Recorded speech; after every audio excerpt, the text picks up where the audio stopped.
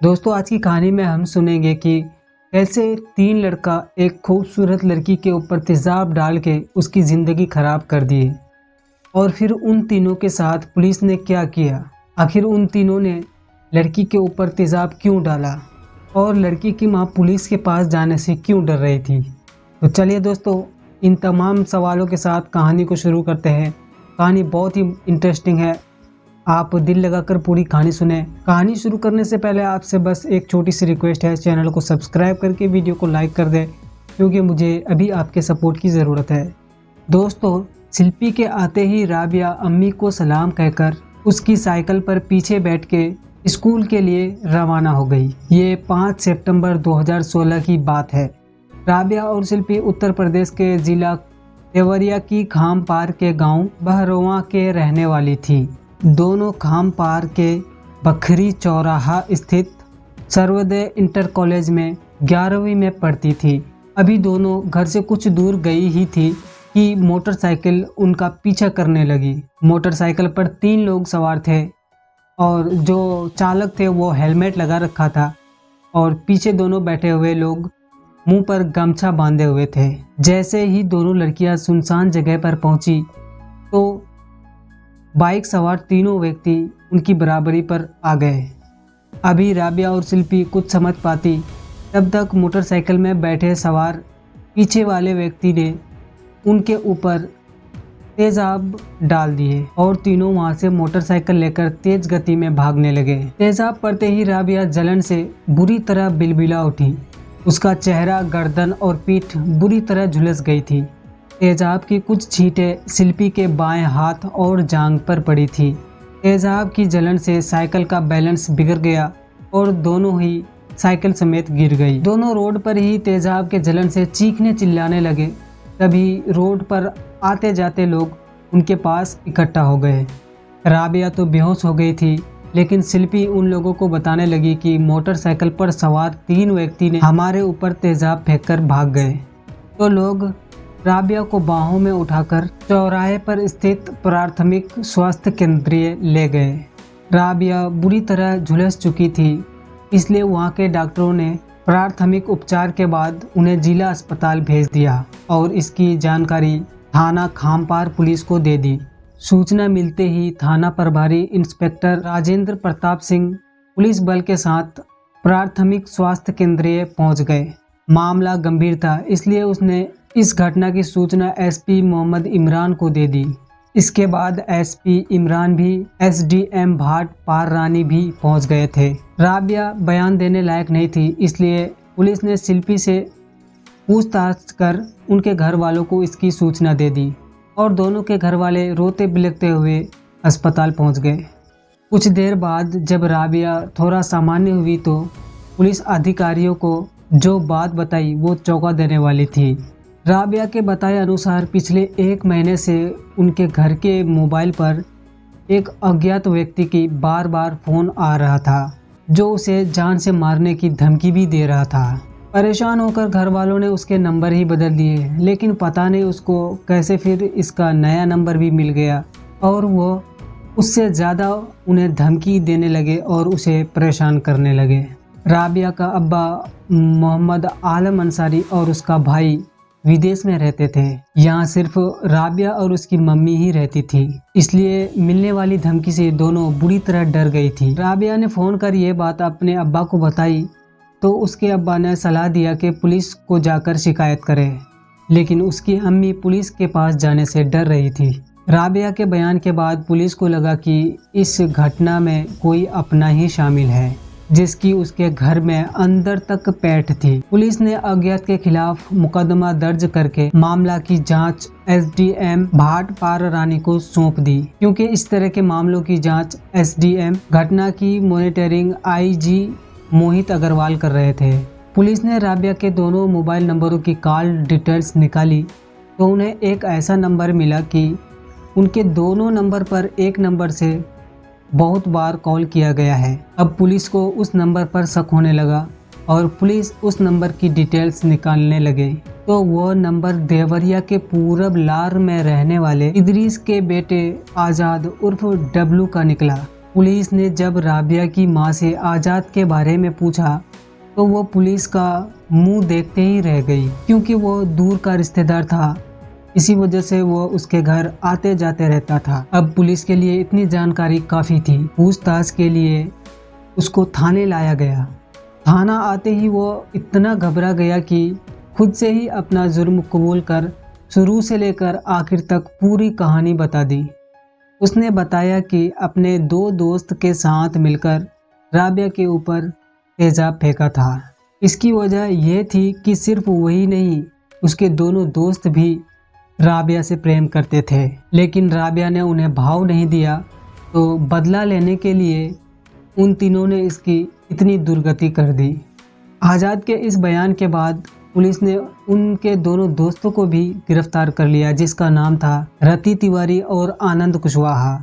वो दोनों भी जेल आते ही जैसे ही आज़ाद को देखते हैं तो वो समझ जाते हैं और वे दोनों भी बता देते हैं कि हम तीनों ने मिलकर राबिया के ऊपर तेजाब फेंका था। इसके बाद एसपी मोहम्मद इमरान के उपस्थिति में पुलिस लाइन के सभागार में पत्रकार वार्ता के दौरान तीनों आरोपी आज़ाद उर्फ डब्लू, रति तिवारी और आनंद कुशवाहा ने राबिया के ऊपर तेजाब फेंकने की जो कहानी बताई वो इस प्रकार थी। 22 साल का आज़ाद उर्फ डब्लू देवरिया जिले के लार के पूरब लार मोहल्ले का रहने वाला था। उसके पिता इदरीस सरकारी नौकरी में थे।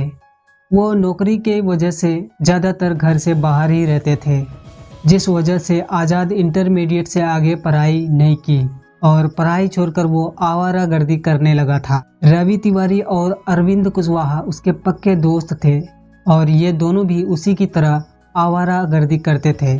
रति तिवारी के आर्थिक स्थिति काफ़ी अच्छी थी और उसके पास एक बाइक भी थी।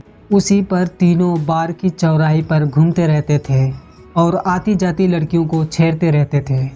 रिश्तेदार होने की वजह से आज़ाद राबिया के घर आता जाता रहता था।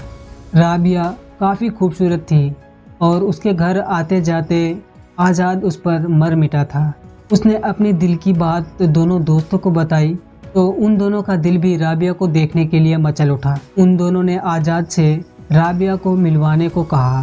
तो एक दिन उन दोनों को लेकर आज़ाद राबिया के घर पहुंच गए। घर पर राबिया और उसकी अम्मी ही थी। उसके अब्बा और भाई तो विदेश में थे। जब रति और अरविंद ने भी राबिया को देखा तो उनका भी दिल राबिया पर आ गया। वे आज़ाद के साथ घर तो लौट आए, लेकिन अपना दिल का चैन वहीं छोड़ आए। इस तरह राबिया के दीवानों के लिस्ट में 2 नाम और शामिल हो गए थे। आज़ाद अपनी दिल की बात राबिया से कई बार कहना चाहता था, लेकिन उसको कभी मौका ही नहीं मिल रहा था। संयोग से एक दिन वो दोपहर को राबिया के घर पहुंचा तो उसकी अम्मी परोस को गई थी। राबिया ने आज़ाद के लिए चाय बनाई और सेंट्रल टेबल पर रखकर दोनों नमकीन और चाय पीते समय कुछ गप्पियाँ लड़ाने लगे। तभी बात बात पर आज़ाद ने कह दिया, राबिया मैं तुमसे बहुत प्यार करता हूँ। तो राबिया कहती है, अरे ये क्या, ये गलतफहमी तुमने कब से पाल ली? छोड़ो मेरा हाथ। अगर आज के बाद इस तरह की हरकत मेरे साथ और की तो ठीक नहीं होगा। प्लीज़ राबिया ऐसा मत कहो, मैं तुम्हारे बिना जी नहीं पाऊँगा। कसम से मैं तुमसे बेपनाह मोहब्बत करता हूँ। आज़ाद ने गिड़गिड़ाते हुए कहा। बस आज़ाद, अब कुछ मत कहना। अगर इस तरह की बातें किसी ने सुन ली तो मैं बदनाम हो जाऊंगी और मैं नहीं चाहती कि मेरे घर वालों की बदनामी हो। मैं प्यार व्यार पे ज़रा भी यकीन नहीं करती, इसलिए तुम ये बात दिमाग से निकाल दो और तुरंत यहाँ से चले जाओ, नहीं तो मैं धक्के मार के घर से निकाल दूंगी। राबिया ने ये बात गुस्से में आकर उससे कहा।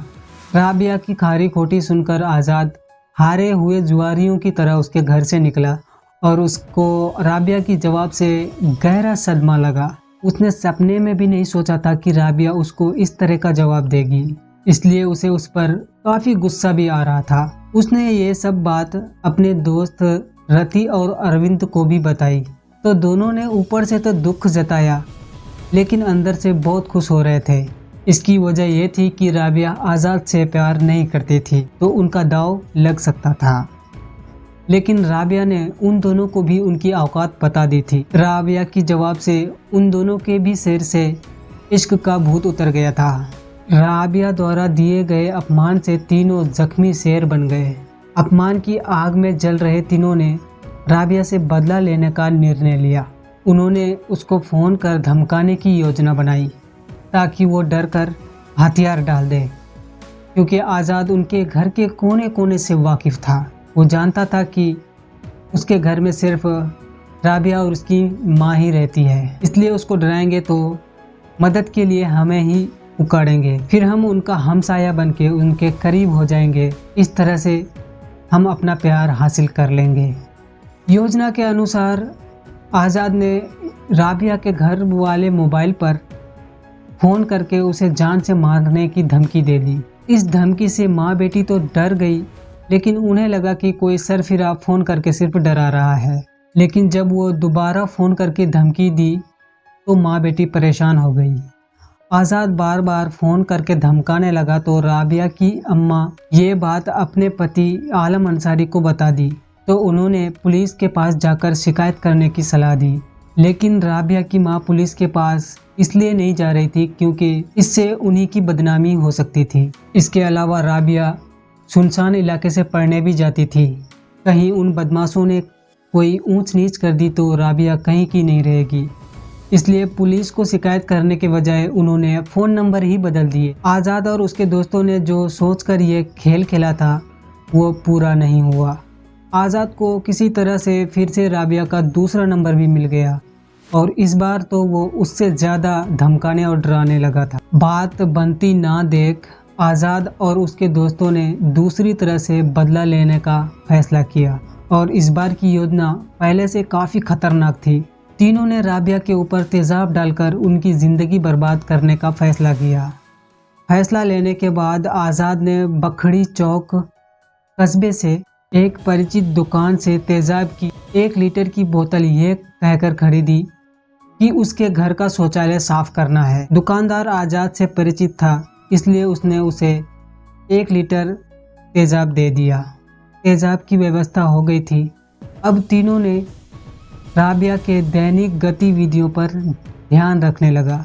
सारी जानकारी जुटाकर 5 सितंबर 2016 की सुबह जब राबिया शिल्पी के साथ उसकी साइकिल से स्कूल जा रही थी तो तीनों ने मोटरसाइकिल से पीछा कर राबिया के ऊपर तेज़ाब डाल दिया।